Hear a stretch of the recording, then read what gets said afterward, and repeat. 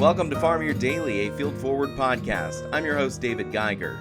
Today on Farm Here Daily, we'll check out the state of the crop in northeastern Iowa with Terry Basol, ISU Extension agronomist over there. Please be sure to like and follow the podcast as well as our social media at Field Forward Pod. We would love to have you join our community, keeping folks informed about what is affecting our farmers. This is Farm Here Daily.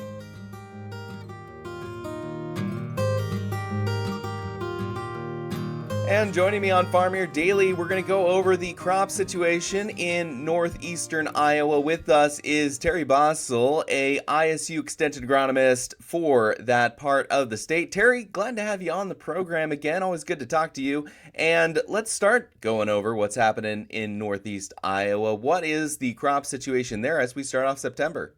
Well, everything's really kind of looking good, progressing right along. It's it's hard, but it's like won't be long. We'll have combines rolling in the field here this fall.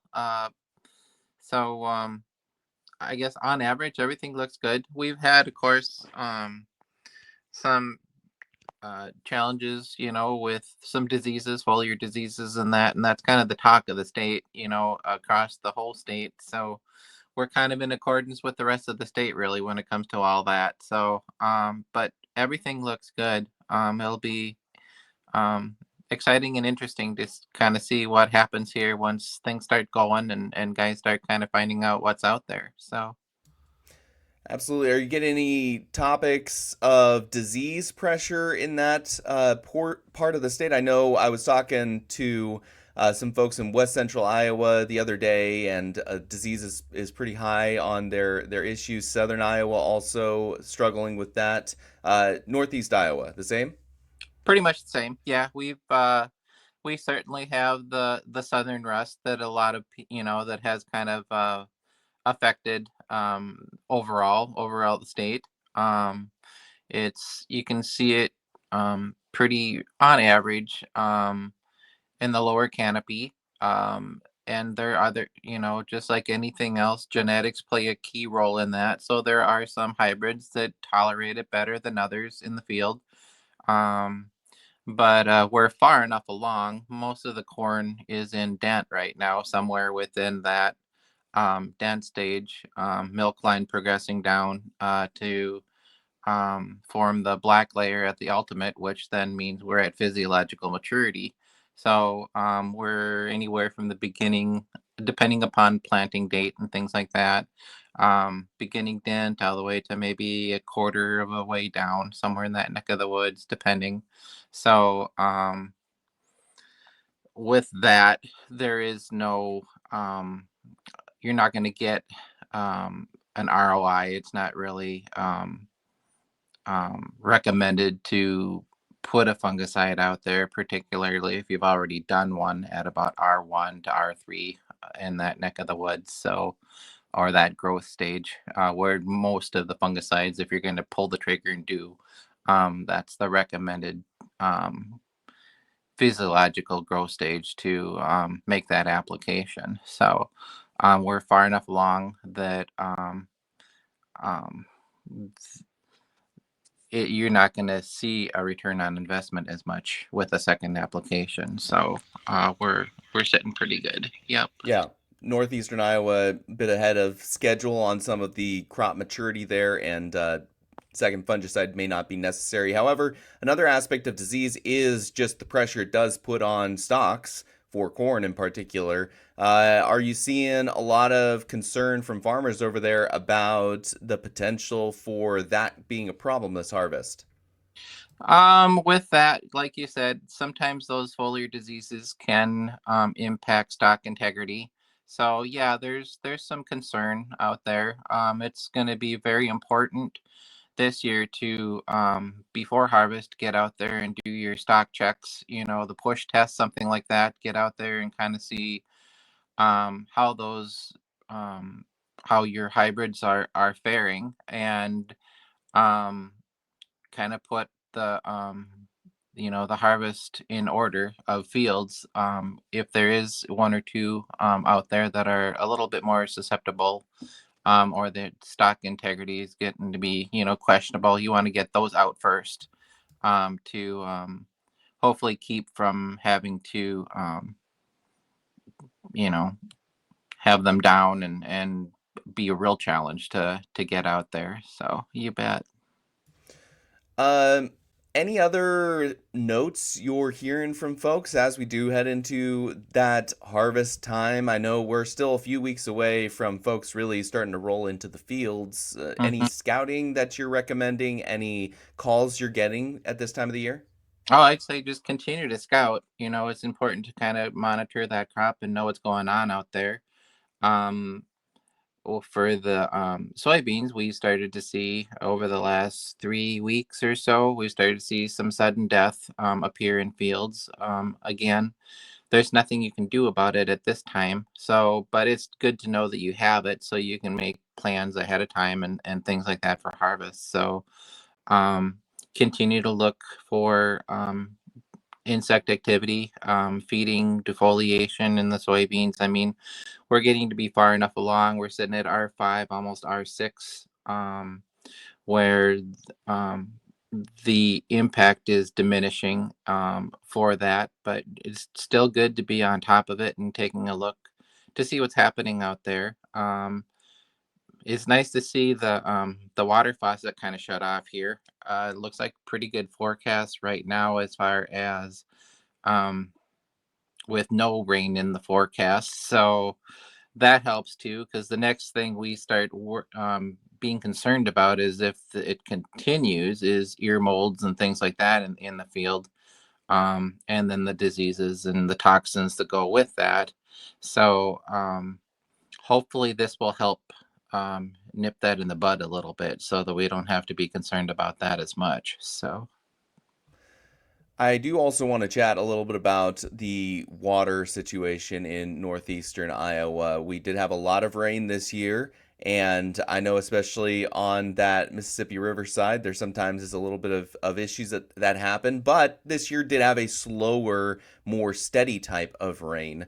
Have you had any end result issues now that we've had a lot of the season to look through it?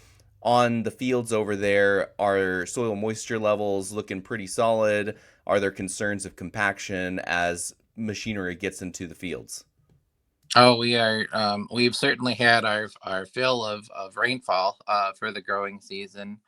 Um, it's yes, it's we're full. I mean, our soil moisture profile is full.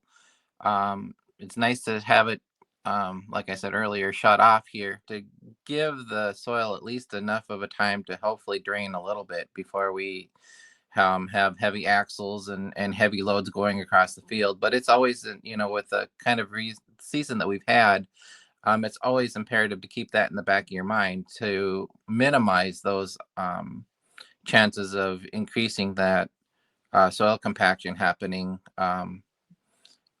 over the whole field. If you can, have some specific um, travel areas that um, but I know it's hard depending upon how everything is set up. But if there are some ways to have some controlled traffic as opposed to the other, that will help minimize those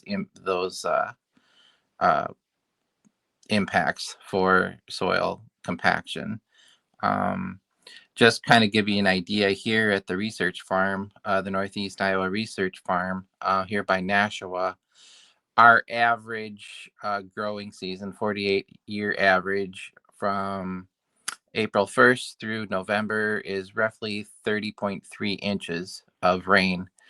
And to date, we have already gotten 33.03 inches. So we've already um, hit 3 inches over our average. So it kind of gives you an idea what kind of a growing season we've had. So.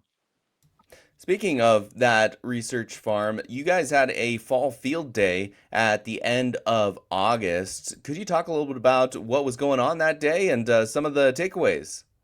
Yeah, we had let's just this past Friday on the 29th, we had our annual fall field day. And so we had um Ethan Teese, our extension conservation field specialist, talk about cover crop management and species selection.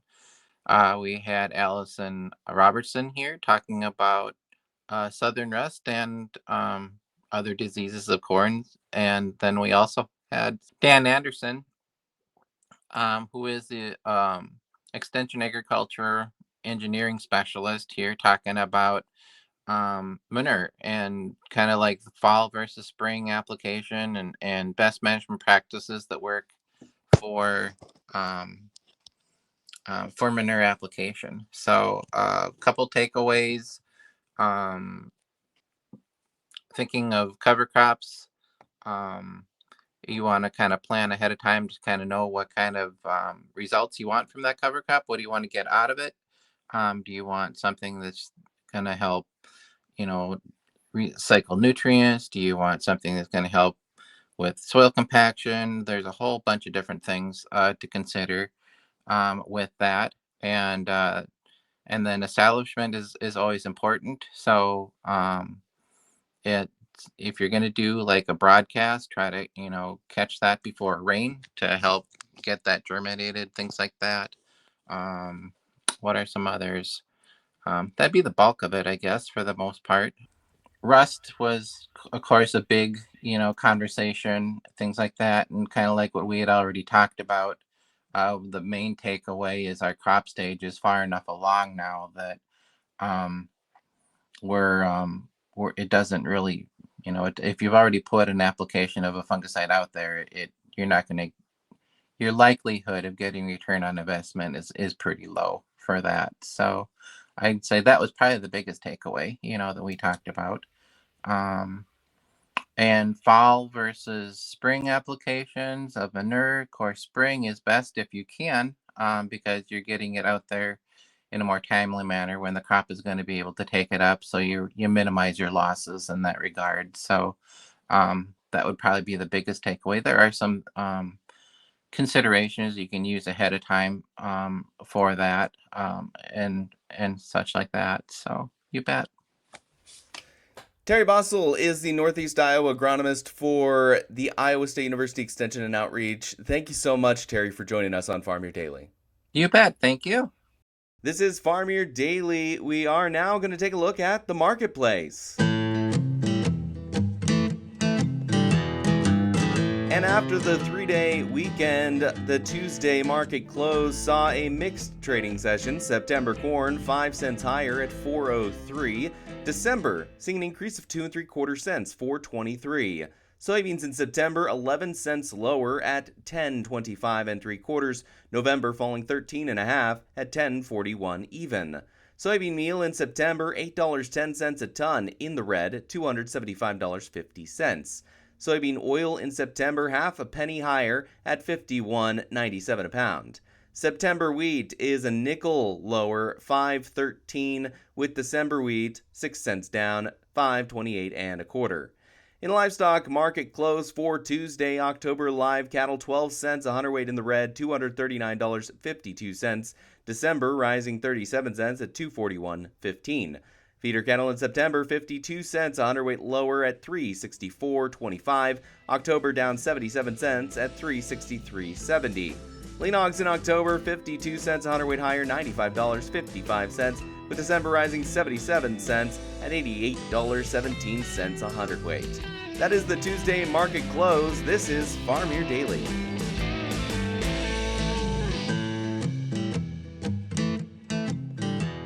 And before we wrap up Farm Year Daily today, I did want to take a look at the Iowa Crop Progress Report since we had that chat with Terry on some of the latest details we are seeing across the state of Iowa, noting 92% of the corn crop in the dough stage or beyond, while 63% is at dent. That's about 2 days behind the 5-year average. 9% of corn is now mature, while the crop is 58% good and 26% rated in the excellent condition category. Soybean setting pods are at 95%, while coloring is 19%. That is 1 day behind normal. And there were scattered reports of soybeans dropping leaves. Soybean conditions, the categories rated 58% good and 19% excellent. And there is some third cutting of alfalfa hay still going on. About 87% of that is done, while pasture conditions are 72% good to excellent. The soil moisture profile, we were talking about that with Terry as well, is now 10% short or very short across the state in the topsoil. Subsoil is 8% short to very short. However, the surplus category is still 12% surplus in topsoil and 13% surplus in the subsoil. This is Farm Your Daily, a Field Forward podcast. Thank you again so much for listening. Again, in order to continue to produce this type of local content, we would love to have you join our community, so please follow the podcast as well as our social media channels at Field Forward Pod. You can also find me on social media at Geiger Reports. Again, I am your host, David Geiger, and I'll be back again tomorrow, everybody.